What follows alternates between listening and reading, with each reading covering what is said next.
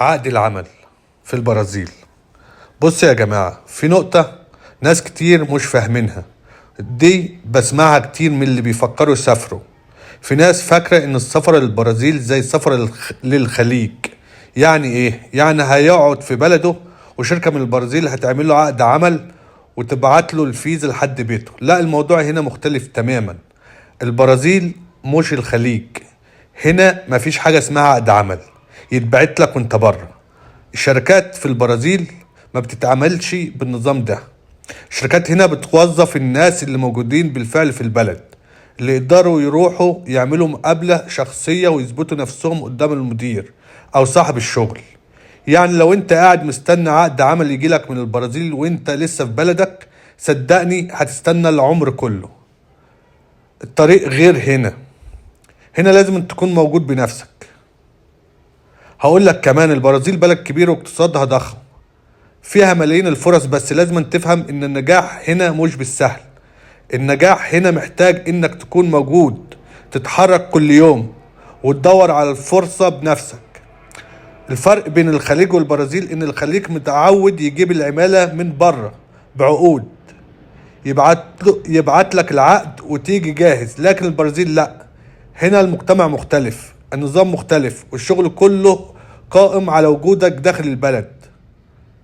الخلاصة، اللي بيدور على السهل ومش عاوز يتعب البرازيل مش هتنفعه. البرازيل بلد بيزنس وتجارة وأعمال حرة ومهن، والرواتب فيها ضعيفة جدا. فلو انت ناوي تيجي البرازيل، انسى خالص فكرة ان في عقد عمل هيجيلك وانت برا البلد. الموضوع هنا كفاح ورحلة، بس في الاخر اللي عنده حلم وعنده قوة هيلاقي مكانه، هيلاقي رزقه، وربنا هيكرمه. فهنا البرازيل بلد بيزنس وتجارة وأعمال حرة، والرواتب هنا ضعيفة جدا. فأنت لو مفكر إنك أنت لما يجي لك عقد عمل، في ناس كتير بتسألني، ده في واحد عارض عليه عقد عمل هنا في البرازيل. ده كله نصب ونصب يا اخوالنا. وفي ناس كتير بتتصل بيا وتقول لي سفرني. انا مش سفير عشان اسفرك، انا ممكن اقدم لك خدمات لوجستية زي دعوة الزيارة لو انت محتاجها بين الطلبات السفارة، او استقبال في المطار، او اشوف استخرج لك الورق واساعدك فيه. الورق هنا كله بيتعمل ببلاش، تمام لما تيجي. ولكن انا بريح بالك، خدمتي لوجستية، مش قرار السفارة بايدي.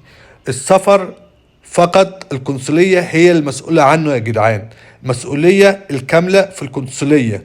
القنصلية هي الوحيدة اللي تدي قرار منح التأشيرة او رفض التأشيرة. فاي حد يقولك هبعت لك عقد عمل فده نصاب. واي حد يقول لك هسفرك فهو نصاب في اي دولة في العالم. اي دولة في العالم ورقك هو اللي بيتكلم، ورقك هو اللي بيقول لك انت هيمنحوك التأشيرة او لا. فانت مجرد ورق قدام السفارة. فاهمين يا جدعان؟ بالله عليكم مفيش حد يبعت لي يقول لي سفرني، انا مش سفير او قرار القنصلية في ايدي. فاي حد يبعت لي فهو هيكون عاوز خدمة من اللوجستية اللي انا بقدمها، زي عقد استخراج الاوراق بعد ما تيجي، استقبال في المطار، زائد دعوة لو انت محتاجها وممكن تقدم من غير الدعوة اصلا. فالدعوة بتقوي الموقف وبتقوي ملفك. غير كده